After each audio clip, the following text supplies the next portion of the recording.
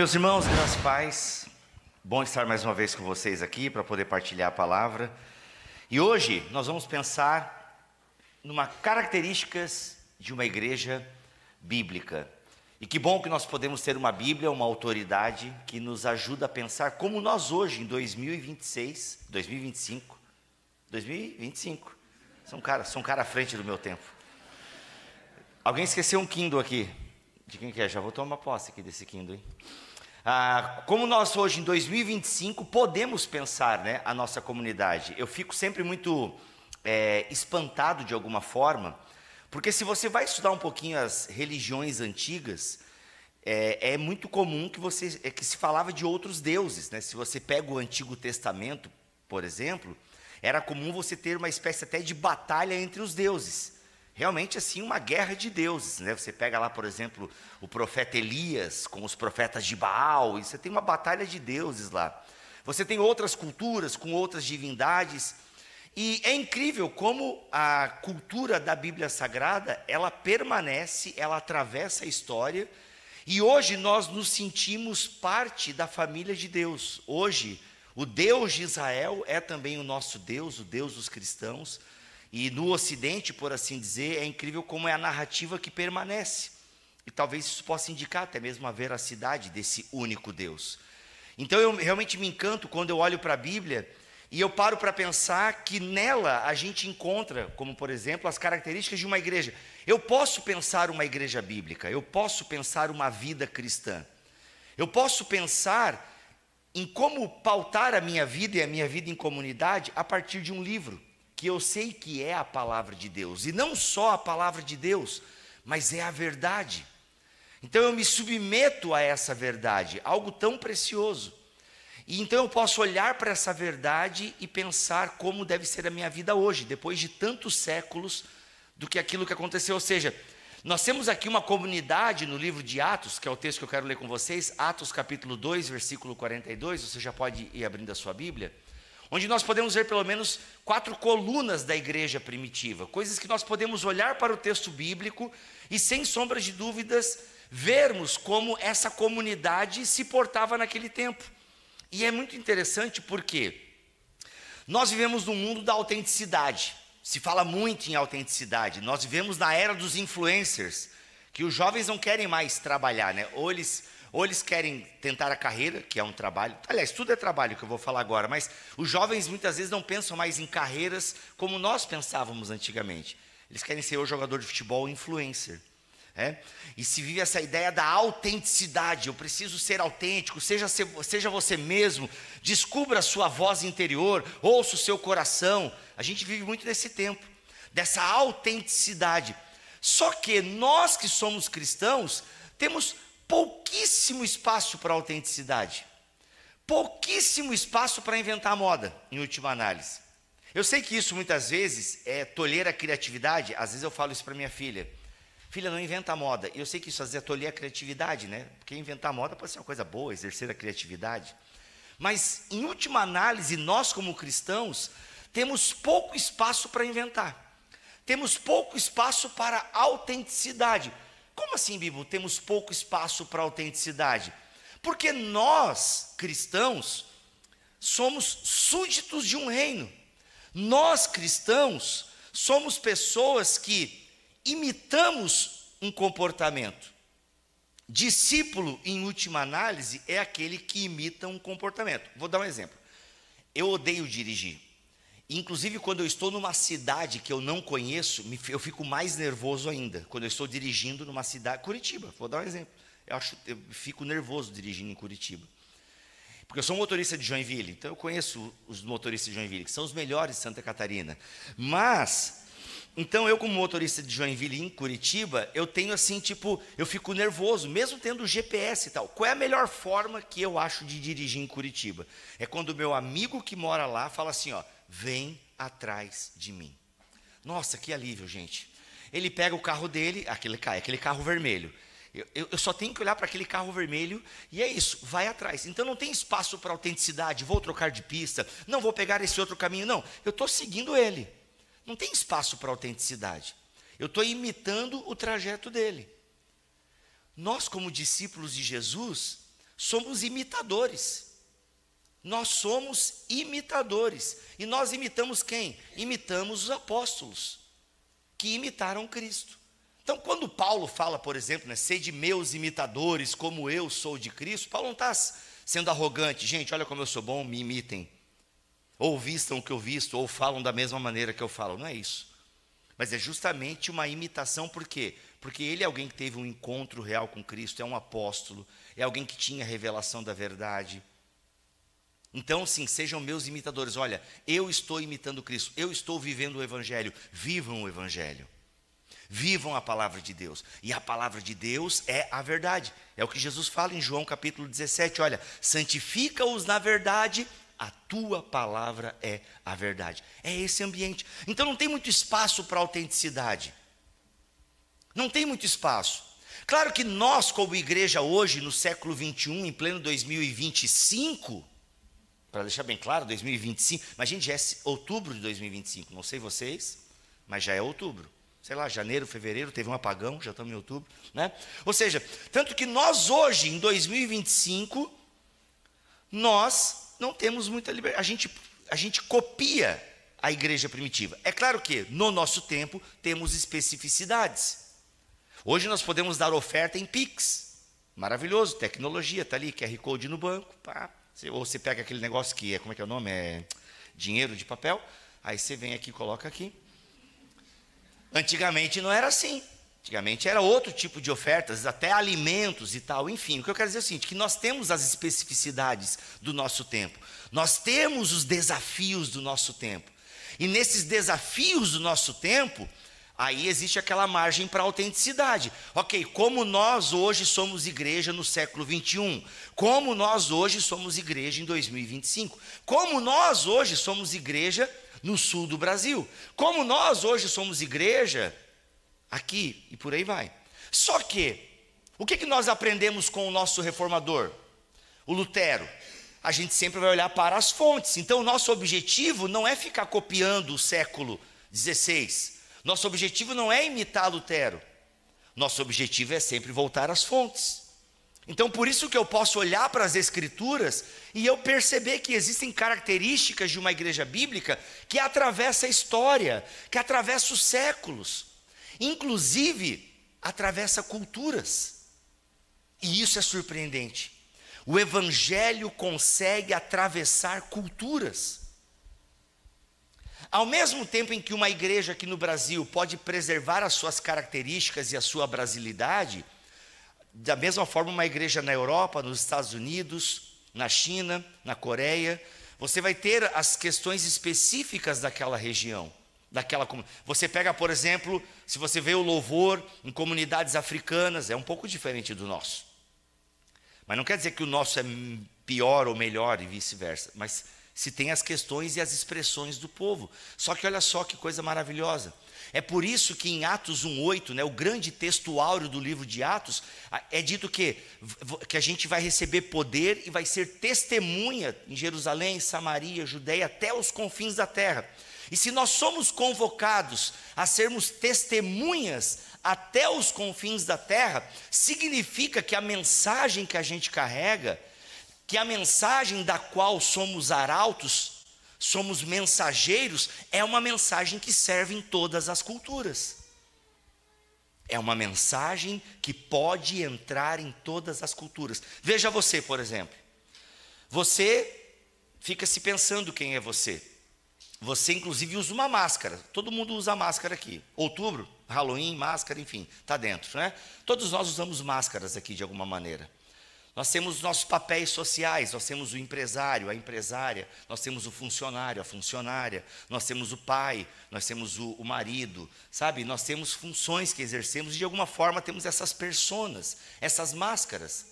Só que o Evangelho, ele é tão transcultural e transpersonal, em última análise, que o Evangelho também me atravessa. Eu continuo sendo Rodrigo Luiz de Aquino. Se surpreendeu, né? Achou que Bíblia era o meu nome. Desculpa te frustrar, é apelido, tá? Então, mas eu incorporei, tá? Eu continuo sendo Rodrigo Luiz de Aquino, só que o Evangelho me atravessa. Ainda então que eu continue utilizando máscaras, eu sou pai, eu sou marido, eu sou empresário, eu sou isso, eu sou aquilo, eu sou atravessado pelo Evangelho.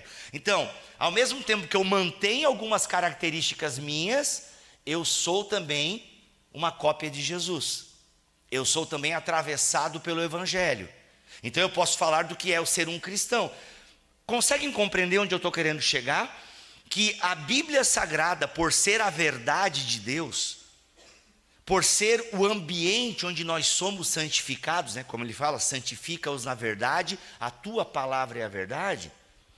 Eu então tenho esse lugar onde eu sou santificado, onde eu então aprendo como viver como um discípulo de Jesus e consequentemente aprendo a como ser uma igreja bíblica. Então eu posso olhar para a Bíblia Sagrada e ver características e comportamentos que eu devo imitar. É algo mimético mesmo, eu imito. Por quê? Porque isso não depende da minha cultura. O Evangelho e a palavra de Deus, eles não dependem da cultura para terem o efeito que Deus deseja.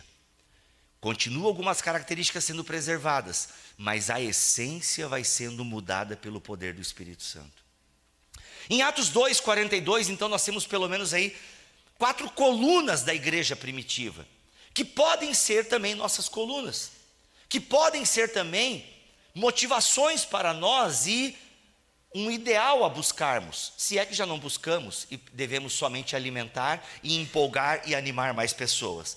Mas em Atos 2:42, nós podemos ler assim, leio na NVI, Atos 2:42. E eles se dedicavam ao ensino dos apóstolos, à comunhão, ao partir do pão e às orações. Versículo 43. Todos estavam cheios de temor, e muitas maravilhas e sinais eram feitas pelos apóstolos. Os que criam mantinham-se unidos e tinham tudo em comum. Vendiam suas propriedades e bens e os distribuíam conforme a necessidade de cada um. Todos os dias continuavam a reunir-se no pátio do templo, partiam pão em casa e juntos participavam das refeições com alegria e sinceridade de coração, louvando a Deus e tendo a simpatia de todo o povo. E o Senhor lhes acrescentava diariamente os que iam sendo salvos. Lucas, ele começa relatando então o início da igreja. Nós temos o Pentecostes, a descida do Espírito, há ali uma inversão de Babel. Se em Babel nós temos a confusão, lembra? Gênesis capítulo 11, nós temos o que é aquela confusão de línguas. Deus vem e destrói planos humanos de grandeza. Deus vem e destrói planos humanos de unidade. É isso que Deus faz em Babel. E aí chama um homem, um único homem, para desse homem fazer uma história e construir um povo. E nós agora temos o que? Pentecostes, Atos capítulo 2, onde vem o Espírito e as pessoas começam a falar em outras línguas. Se lá nós temos o que? Uma confusão de línguas, aqui elas são unificadas e as pessoas entendem essa diversidade. É o Espírito unindo os povos, tribos, línguas e nações. É o Espírito fazendo o que? Trazendo a formação do povo de Deus. Nós temos o nascimento da igreja aqui em Atos capítulo 2. Nós temos o sermão de Pedro, que ele prega, mostra como Jesus Cristo é o prometido, é o Messias. E aí nós temos então uma grande colheita desse sermão. Aproximadamente 3.000 pessoas, o versículo 41 vai dizer, eram 3.000 pessoas que então entenderam que Jesus Cristo é o Messias. Percebam, realmente uma grande colheita, uma grande pregação, e as pessoas então viram o poder do Espírito Santo, vem a pregação, e elas entendem que Jesus Cristo, o filho da irmã Maria, é o Messias prometido a Israel. E eles então começam a fazer o quê? Aí Lucas para essa narrativa. Nós temos em Atos 2:42 uma espécie de sumário, um sumário em que ele vai o quê? Gente, pausa. Deixa eu resumir para vocês o que está acontecendo. Ele faz essas pausas, esses sumários programáticos, em pelo menos outros 4 momentos aqui no seu escrito. Essas pausas que Lucas dá é justamente assim, gente, vamos parar para pensar um pouquinho no que está acontecendo. Porque ele começa a relatar uma série de coisas. Lucas está escrevendo Atos do Espírito Santo por meio dos apóstolos, justamente para completar o evangelho. Nós temos na primeira parte, eu falo o que Jesus fez, o que Jesus falou, o que aconteceu com Jesus, e por que ele é o homem perfeito, e por que ele é o Messias. E aí depois daí qual é a ideia de Lucas? Ok, isso que aconteceu com Cristo reverbera de que maneira agora? Na comunidade daqueles que estão seguindo a Jesus. O que acontece? Então Lucas ele faz muito isso em Atos aqui. Então ele dá uma pausa, freia, vamos parar para pensar um pouquinho no que está acontecendo. E aí ele faz esse sumário da igreja, esse pequeno resumo da igreja. E nesse pequeno resumo, a gente tem coisas muito impressionantes aqui acontecendo, que eu posso dizer que são características de uma igreja bíblica.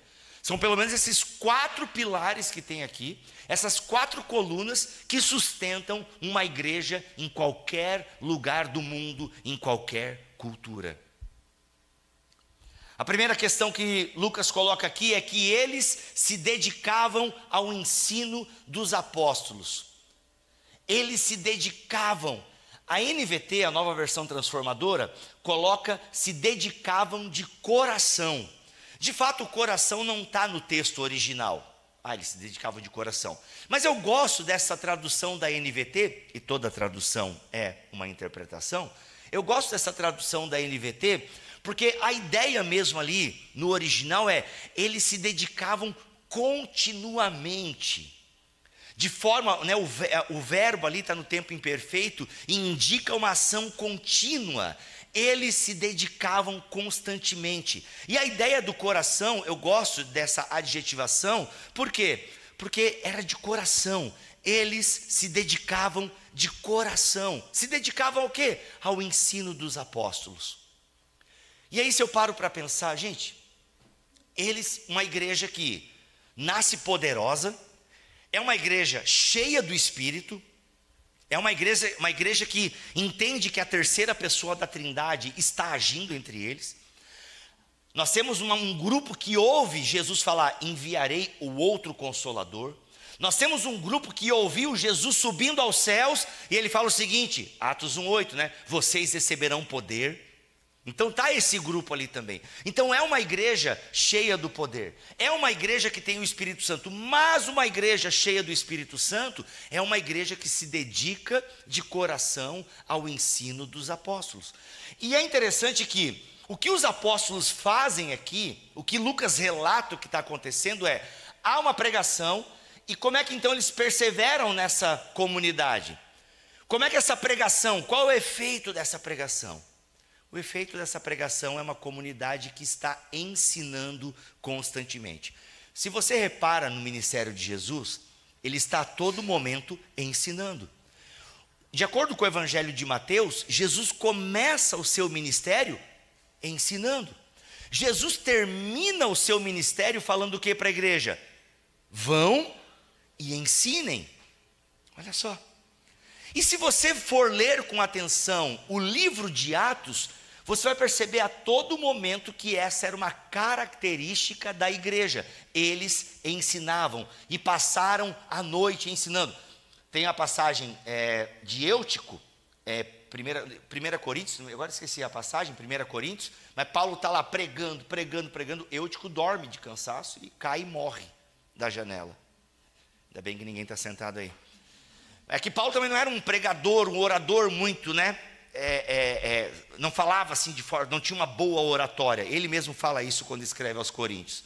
Mas imagina também a noite inteira, e ele falando e tal, aí mas assim, o que acontece, O menino cai, morre, mas Paulo para a pregação, vai lá e ressuscita o garoto. Aí tá legal, dá uma equilibrada.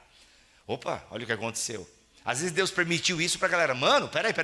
Eu estava dormindo umas partes aí, mas esse cara orou e o moleque ressuscitou? Não, vamos parar para ouvir o que esse cara tem a dizer. Não, porque é o que acontece, gente, tá? É o que acontece. Ele cai da janela, vai lá, ressuscita e vamos voltar para... Tipo assim, tá tudo bem, a gente só ressuscitou uma pessoa.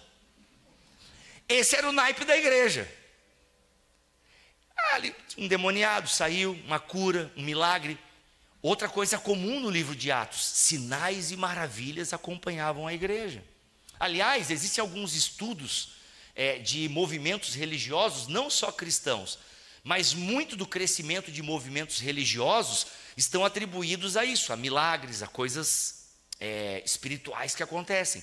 E na história do cristianismo é muito comum que milagres e maravilhas façam parte da origem de determinados movimentos. Eu posso apostar que se a gente estudar a história da MU, vai encontrar algumas coisas parecidas. Movimentos geralmente têm no seu início histórias de milagres, de sinais, de maravilhas. Mas será que isso é para ficar só na história? Lancei a pergunta para reflexão. Então o que acontece? Eles se dedicavam de coração, eles se dedicavam constantemente ao ensino dos apóstolos. E é uma marca que a gente vai ver da igreja a todo momento. Inclusive, quando eles começam a ter um problema, no capítulo 6, galera, a gente está aqui, perdendo algum tempo, organizando as cestas básicas, tem gente passando necessidade, vamos separar diácono, porque importa que os presbíteros se dediquem ao quê? À oração e ao ensino da palavra. Ou seja, é como se tivesse que ter pessoas na comunidade, geralmente a liderança, para se dedicar ao ensino. Por quê? Porque não existe comunidade de fé sem ensino. Não tem como ser uma igreja bíblica sem o pilar do ensino. Não tem como, ele é fundamental. Eu não tenho como saber o que Jesus fez e ensinou, eu não tenho como saber o caminho, eu não tenho como imitar a Cristo e aos apóstolos, se não for por meio do ensino. Eu preciso levar a sério isso. Inclusive foi a palavra que eu tive com jovens há tempos atrás, está lá no canal da Meuc, tá? Que é o, como é que é? BT Papo? Não, BT Papo é meu, Papo Base. Era o Papo Base, está lá no canal. Depois a outra característica, o outro pilar que nós temos aqui em Atos 2,42, que salta aos nossos olhos. Eles tinham também o quê? O ensino dos apóstolos e a comunhão. Alguns juntam comunhão e o partir do pão, colocam juntos. Eu estou separando porque tem gente que separa também. Mas a comunhão, gente, é muito mais do que frequentar o mesmo espaço. Comunhão na Bíblia Sagrada é muito mais do que a gente ter algo em comum, assim, sabe, uma coisa leve. Não, a ideia de comunhão aqui na mentalidade bíblica, a ideia da comunhão é algo que realmente passa da camada da superficialidade. Quando a Bíblia fala que nós somos família de Deus, ela não está brincando ou usando só uma expressão para dar a entender o que a gente é. Não, é tipo família de Deus mesmo. Inclusive, no tempo da igreja, provavelmente pessoas perdiam a sua família de sangue porque passavam a seguir a Jesus. É por isso que Jesus fala: se vocês não largarem pai e mãe por amor a mim, não são dignos de serem meus discípulos. Porque naquele tempo, você dizer que acredita que o cabeludo da Galileia é o Messias, que o filho da irmã Maria é Deus, podia ser considerado uma loucura e você era expulso de casa.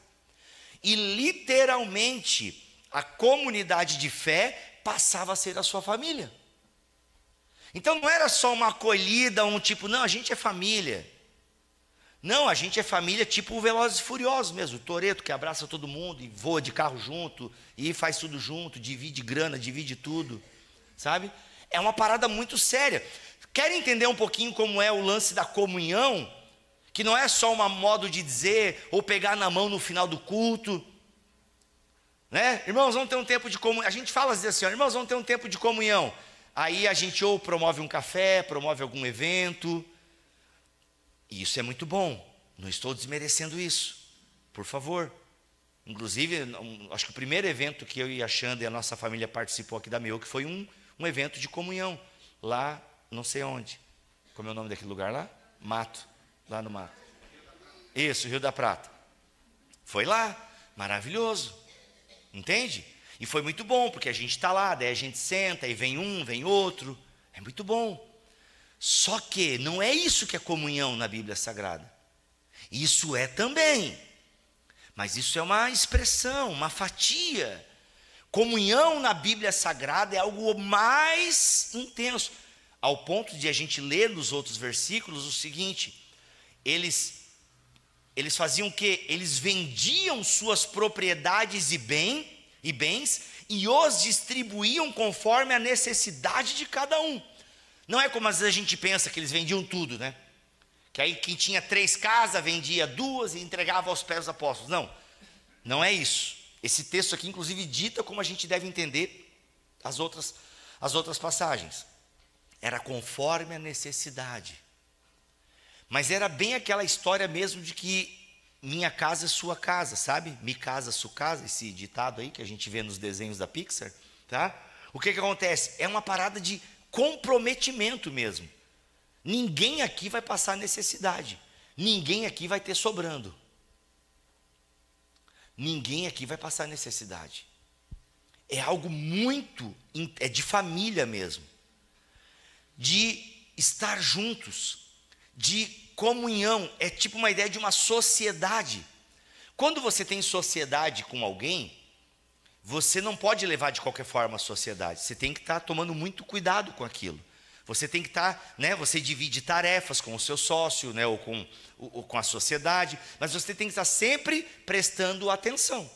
Você sempre tem que prestar atenção na sua parte, fazer reuniões constantemente para ver como é que está a outra parte. Ou seja, porque há um interesse dessa sociedade.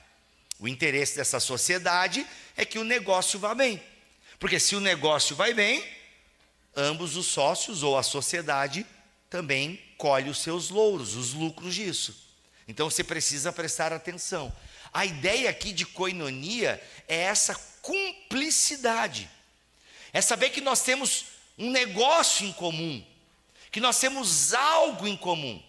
O que é esse algo em comum quando eu paro para pensar na teologia de Lucas? O que é esse algo em comum? Esse algo em comum é a missão da igreja. Tudo que Lucas escreve, tudo que Lucas relata, tudo que ele está comentando aqui, tem como viés o seguinte: ei, nós estamos aqui para anunciar Jesus. Tudo que nós fazemos. Nós não estamos aqui pensando uma comunidade ideal, porque quando a gente para pensar no que Lucas está descrevendo aqui da igreja, de uma igreja bíblica, é quase um ideal de algumas comunidades judaicas, ou até mesmo de alguns filósofos gregos, sabe? Tipo assim, uma comunidade muito idealizada. Não. Aqui não é uma comunidade idealizada. É uma comunidade real, que nada mais, nada menos está imitando o seu Senhor, Jesus Cristo. É uma comunidade que está imitando a Jesus. E se você vai ler o Evangelho de Lucas, Jesus fazia exatamente as mesmas coisas. Ele se dedicava à palavra do Pai, inclusive na tentação, perante o diabo, o que ele faz? Nem só de pão viverá o homem, mas de toda a palavra. Depois nós temos a comunhão. Jesus amava a comunhão. Jesus amava estar ali o quê? Comendo junto, tá? Ou seja, ele adorava partir o pão. E aqui a gente pode então para esse terceiro elemento, o partir o pão. O partir o pão aqui pode ser uma referência à ceia do Senhor, bem como também à janta. As coisas aconteciam meio juntas, entende? Por quê? Em toda casa tinha vinho e pão. Vinho e pão. Por isso que Jesus faz a ceia com vinho e pão, porque era um elemento comum nas casas da Palestina. Os pobres tinham acesso a isso. Era comum, então por isso que algo comum encontrado nas casas era utilizado então para fazer a ceia do Senhor, até que ele venha. Então esse partir do pão, ele se estende tanto para a ideia da Eucaristia, da ceia do Senhor, como também do sentar junto, da camaradagem. E nesse sentido, isso se liga com a comunhão. Jesus, ele amava sentar numa mesa. Inclusive, uma das acusações que fizeram contra Jesus é que ele comia e bebia. Ele era um comilão e um beberrão. E Jesus nem nega. Esse pessoal aí fala de tudo, né? João Batista não come, o pessoal reclama. Aí eu como bastante, bebo bastante, estão reclamando também. Ah, não dá para agradar mesmo. E eu também nem vim para agradar vocês.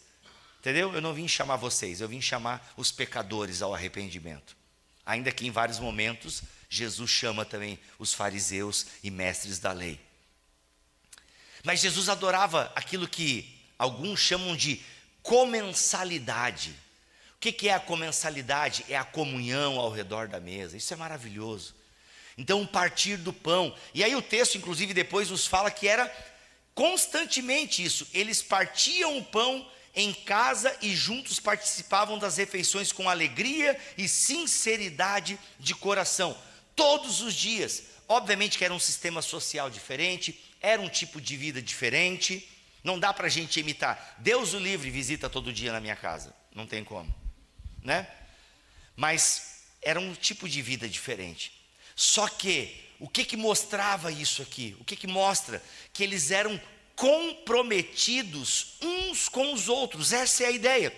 Ainda que eu não vá receber visita todos os dias na minha casa, o princípio permanece para mim.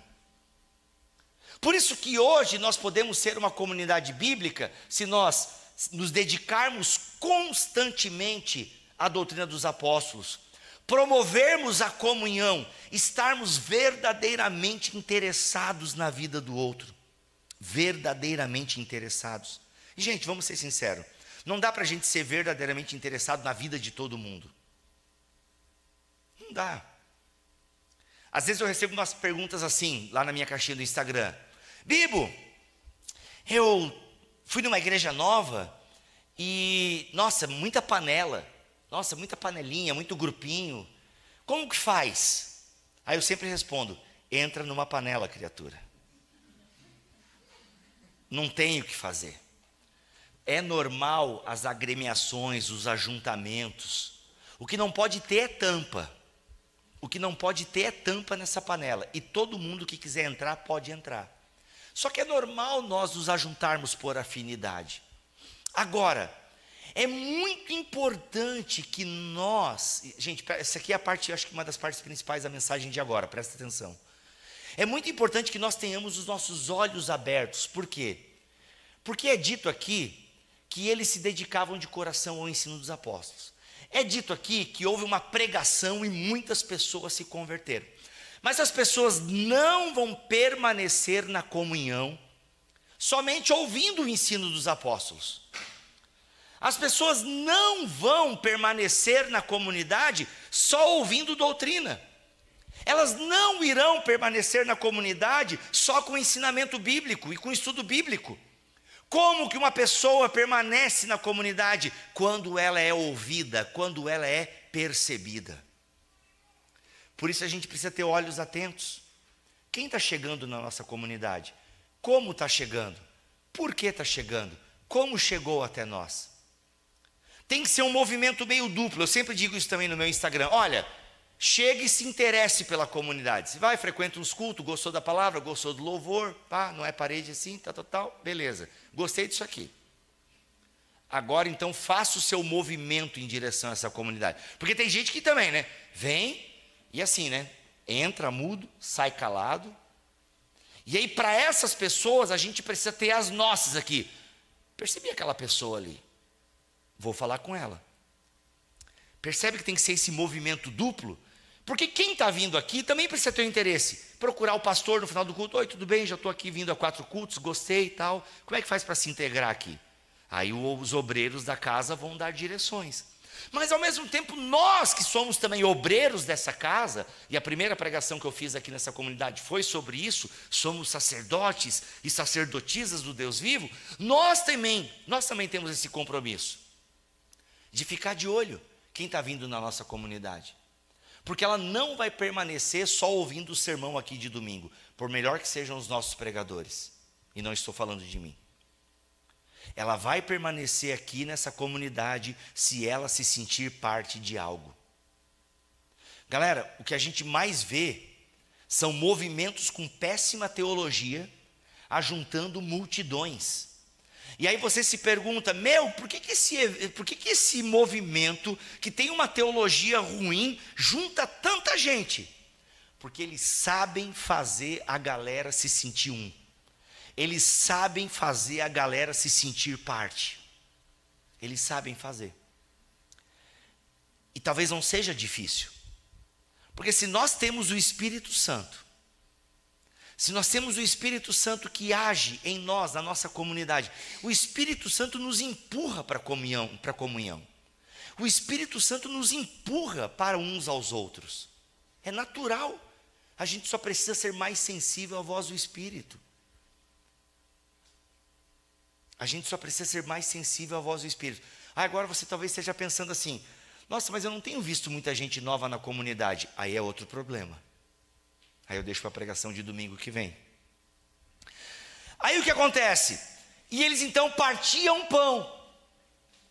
Eles partiam pão, era a ceia do Senhor. E isso é uma celebração da comunhão.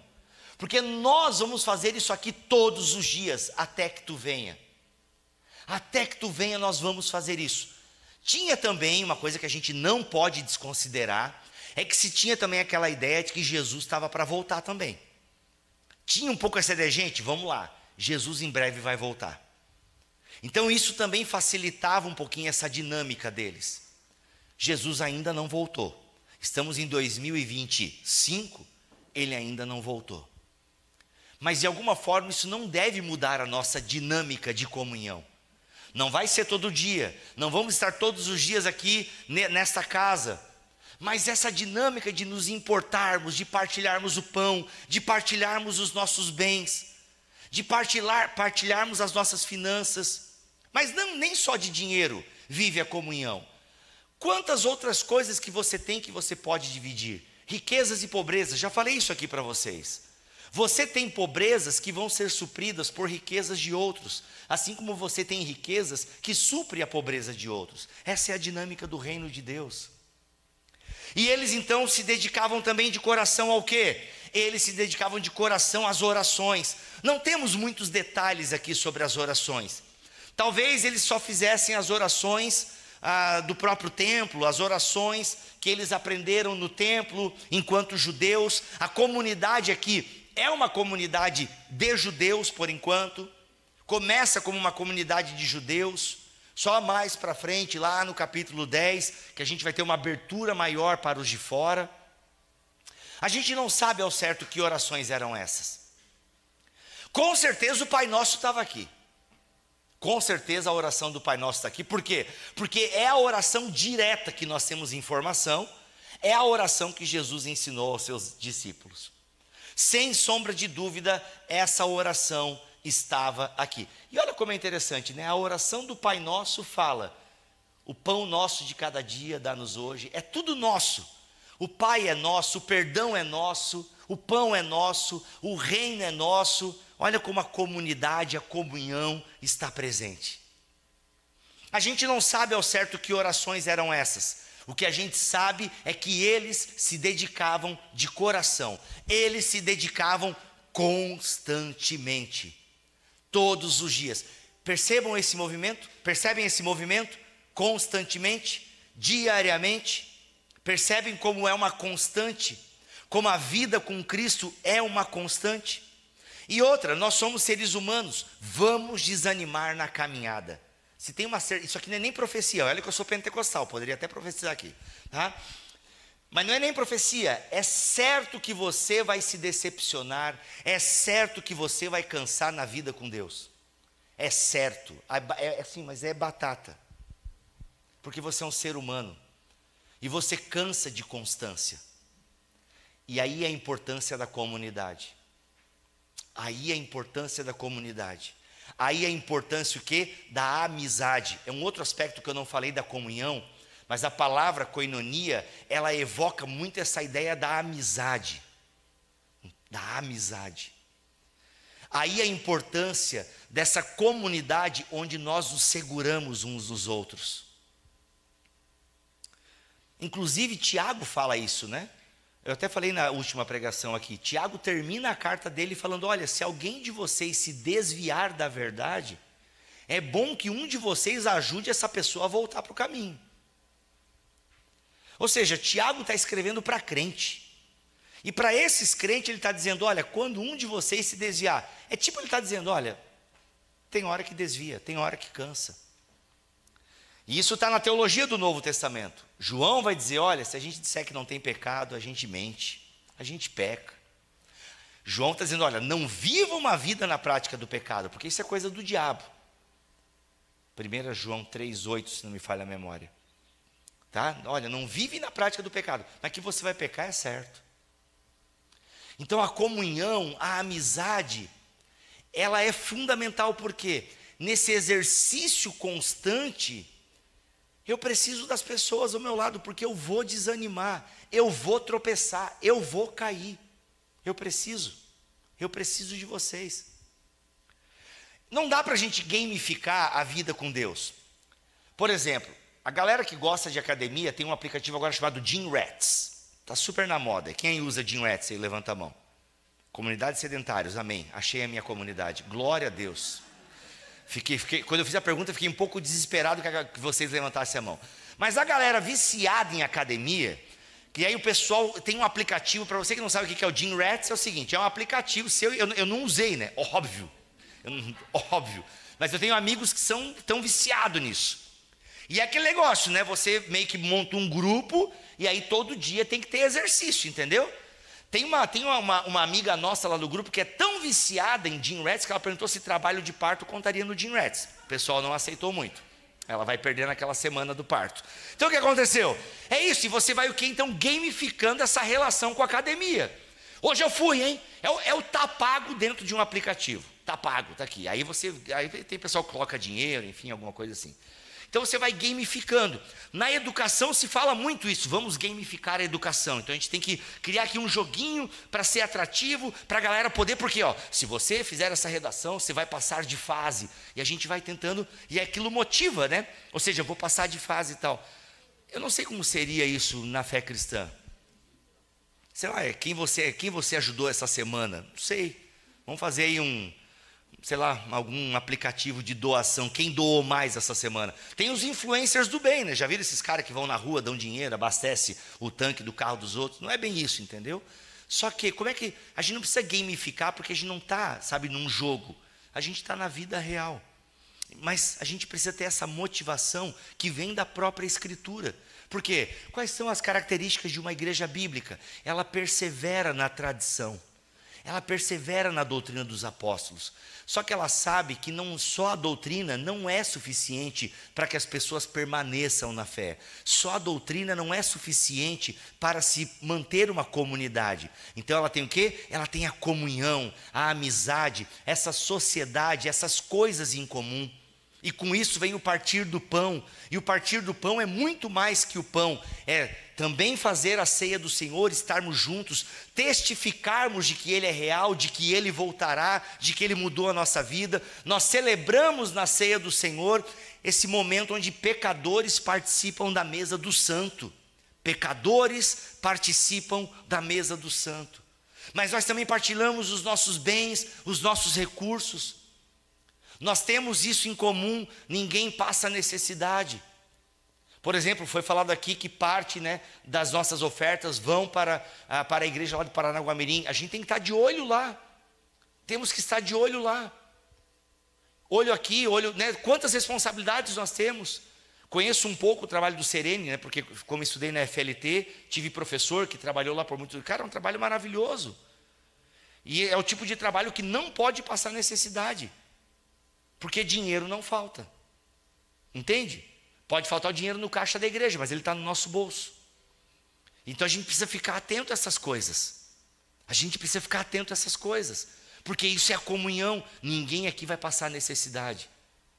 É tipo um meme que eu vi essa semana. E o meme era mais ou menos assim. A pessoa falava o seguinte: você já reparou que quando alguém fala na igreja assim: olha, estamos precisando de um ar-condicionado para a igreja, estamos precisando trocar o teto, automaticamente a igreja se mobiliza para juntar o dinheiro para colocar o ar-condicionado, que hoje podia estar ligado, mentira, tá?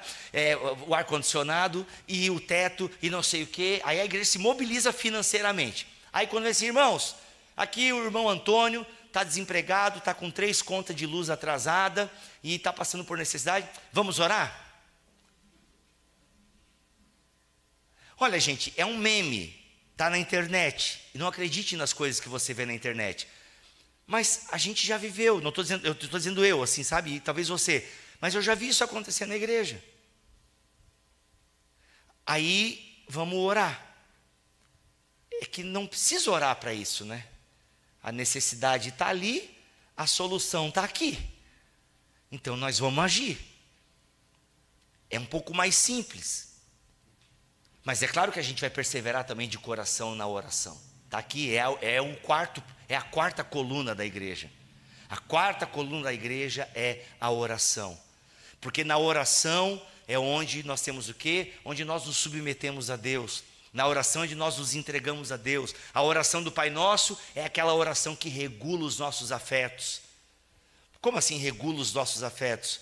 Porque é uma oração que pede pelo básico da vida, pelo pão de cada dia. Se Deus te dá Nutella para passar no pão, glória a Deus, é plus.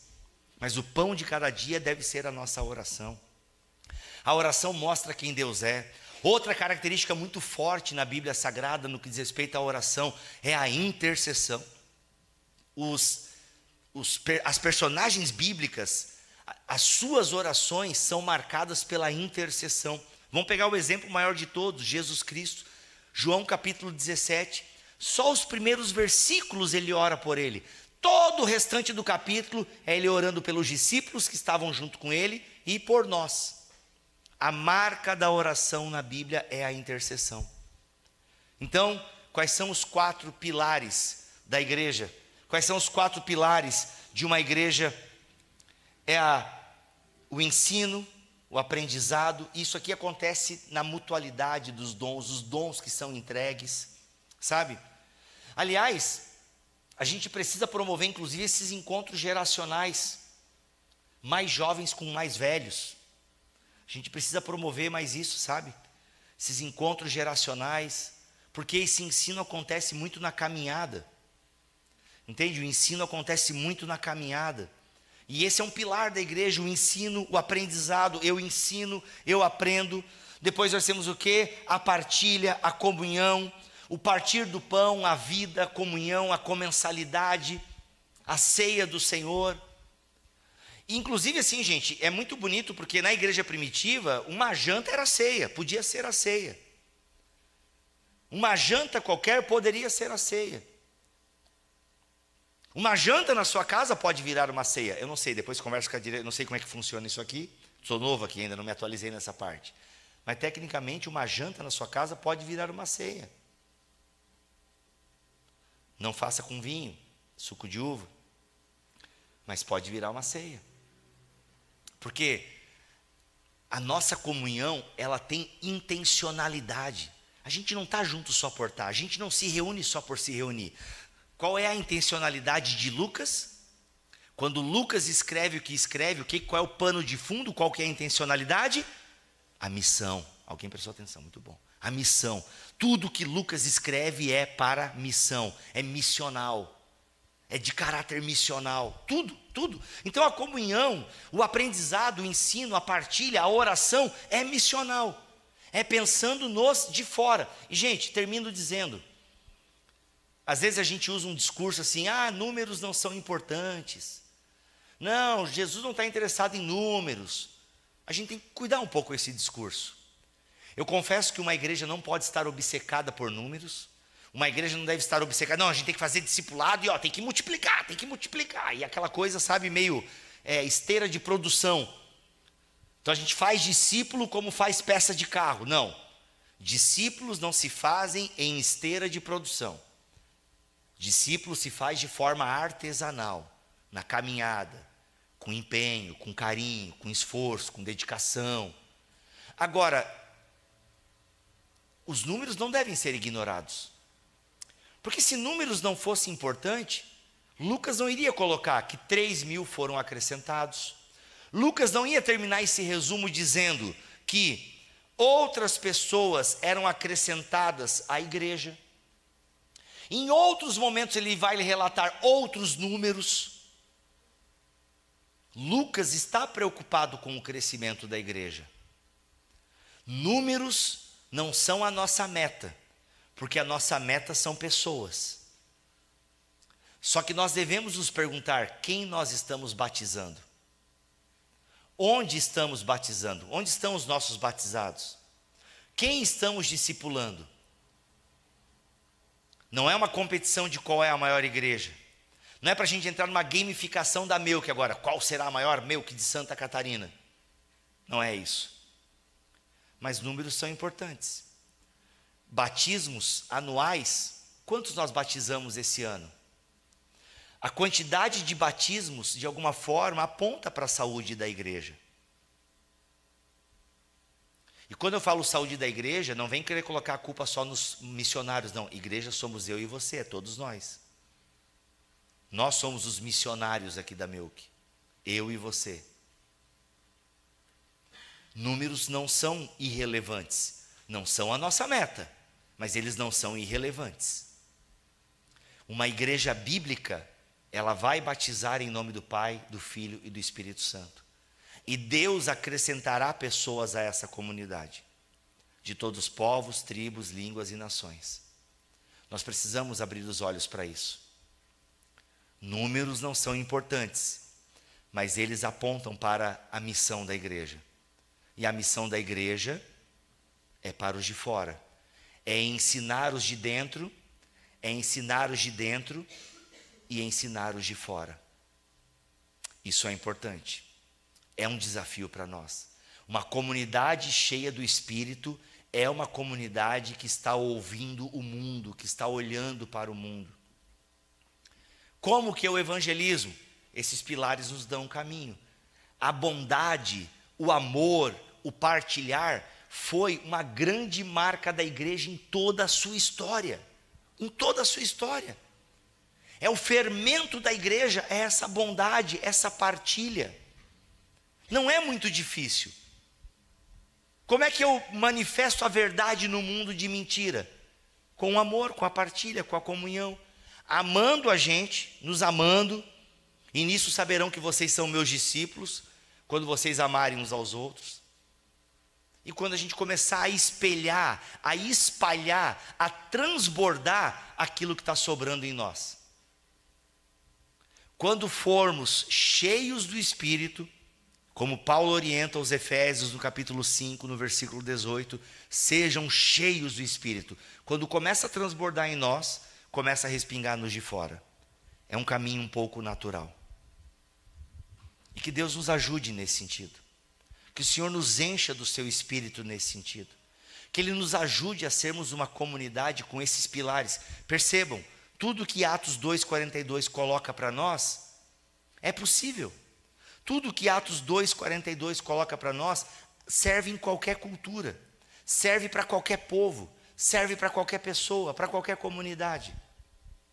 Como isso vai acontecer, é como a gente deve descobrir, é como a gente deve fazer. Mas nós precisamos nos envolver, precisamos estar interessados, precisamos querer participar, estar de olhos abertos. Por quê? Porque é de coração que a gente persevera, é intencionalmente, é constantemente, é diariamente. É como a igreja fazia naquele tempo, é como a igreja deve fazer nesse tempo. Jesus Cristo é o mesmo ontem, hoje e será para sempre.